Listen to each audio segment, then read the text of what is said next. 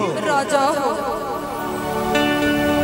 कि सिलावट पचुड़िया थोरे लुए जान सिलावट पचुड़िया थोरे लुए जान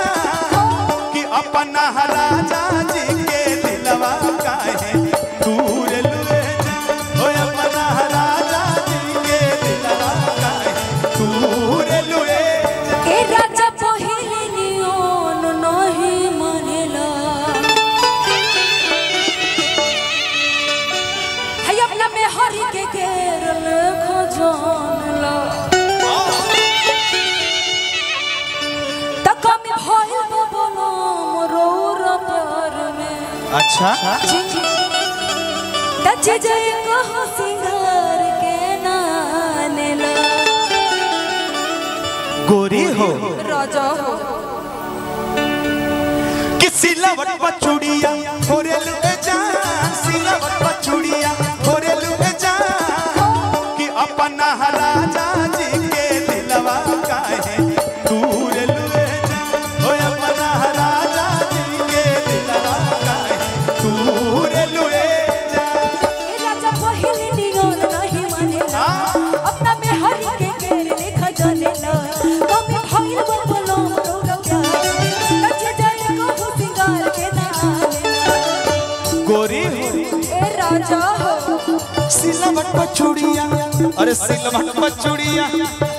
अरे सिलावट पचुड़िया थोरे लुए जान सिलावट पचुड़िया थोरे लुए जान कि अपना राजा जी के दिलवा काहे दूर लुए जान हो अपना राजा जी के दिलवा काहे दूर लुए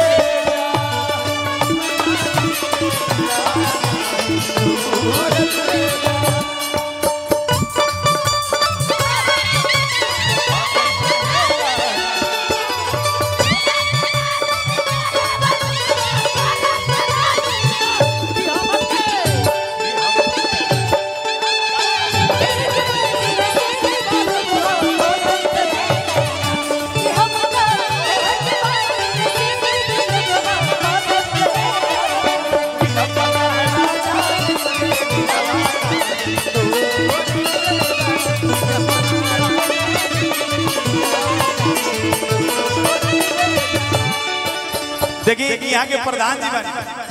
प्रधान जी और प्रिंस भैया के चाचा जी, लेकिन चाचा जी के ऊपर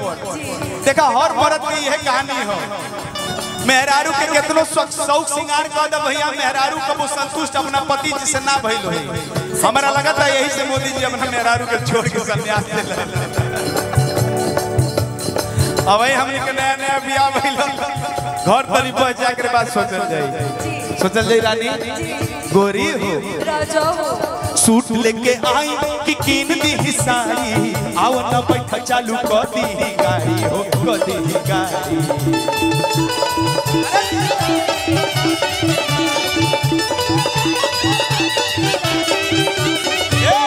सूट लेके आई कि कीन दी साड़ी आओ न बैठ चालू कर दी गाड़ी हो कर दी गाड़ी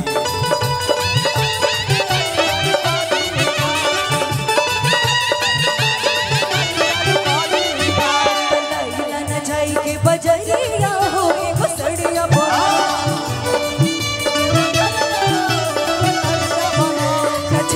के कहला सवरिया हो हमर करिया भला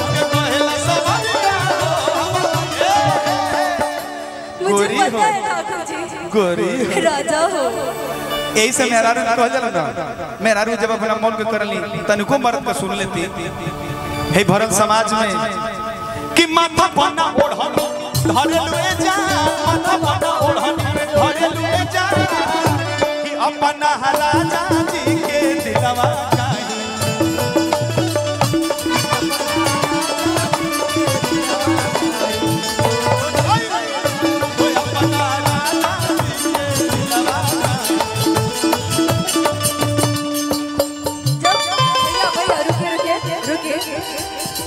अतना है हवा नियर फराटा चलता एमे आंचर कैसे रखी बताई कैसे रखाई ए राजा पहिले नियोन नहीं मानेला अपना अलग के घेर ले खजाने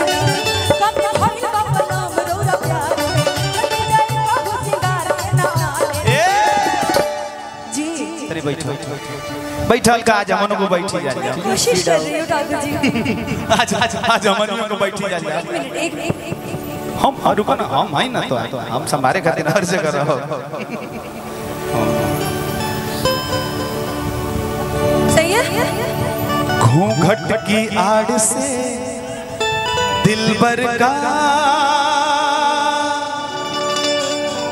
श्रृंगार अधूरा रहता है जब तक ना पड़े आशिक की नजर, जब तक ना पड़े आशिक की नजर, श्रृंगार अधूरा रहता है। घूंघट की आड़ से दिलबर का दिलबर का दिलबर का दिलबर का दिलबर का दिलबर का दिलबर का घूंघट की आड़ से दिलबर का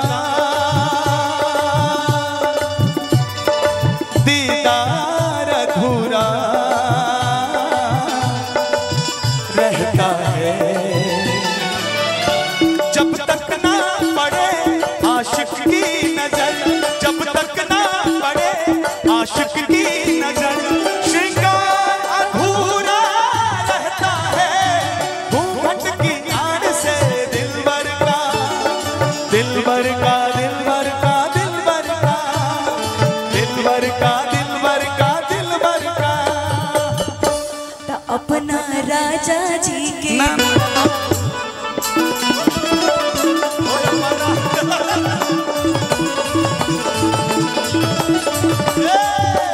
सुना सोच के सवार के तू आवा तनी बन के मन खुश कई दहई अपना बलम के हो अपना बलम सोच के सवार के तू आवा तनी बन के मन खुश कई दहई अपना बलम के हो अपना बलम अब जब जी मंच पे है और मैं चाहती हूँ कि भाई इधर आओ ना, खाली कुर्ता पहन के तुम एंकरिंग मत करो, ये तुम्हारी फरमाइश पहले थी। तो जब दोनों लोग मंच पे हैं तो ये गाना कैसे अब खिलेगा, देखिए ठाकुर जी गाइए, नाचो तो बोले तरह नाचेंगे दीदी। सोच के सवार के तू आवा तनी बन के मन खुश कई दहई अपना बलम के हो अपना बलम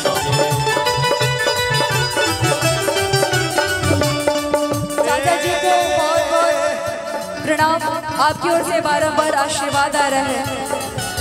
तब हरी लहारी जाके लुटी हा हो तब सटी हा बना, हरी लहर लागे लुटी हो तब सटी हो और कि प्रिंस प्रिंस प्रिंस प्रशांत के डाटी हो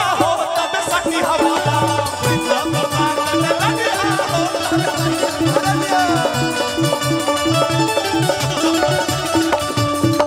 आई देखो इनाम देवे के तरीका कहता कि है ने राउर बा है ने दीदी के बा बहुत अच्छा।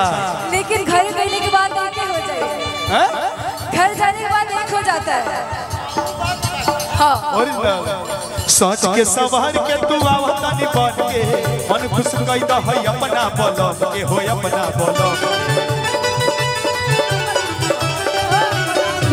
तब हरी लहारी जाके लुटी हा हो तब सटी हा बना,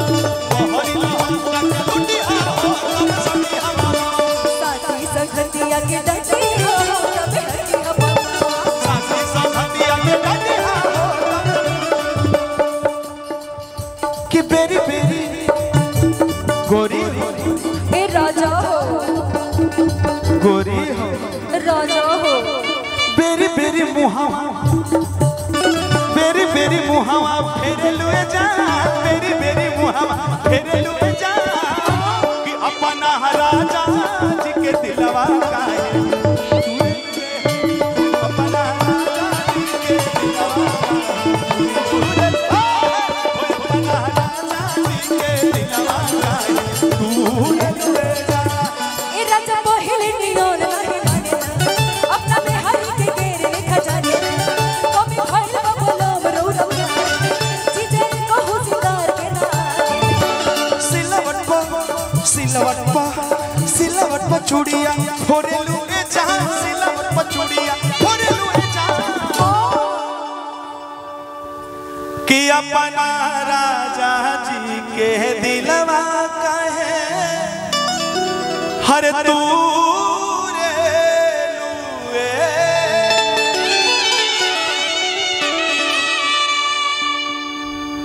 एगो भाव और लगाओ तनी जैसे मान ली हम एक सुर संग्राम में गीत गौले रही गीत के बहुत लोग प्यार आशीर्वाद दिलस जैसे मंच पर प्रिंस बाबू के चाचा जी के और हमारे हेमा पांडे जी के भाई के तरफ से हजारों हजार रुपया का पाकिट में नोट ठुसैया भइल ऐसे ही आशीर्वाद जब गीत हम गौले रही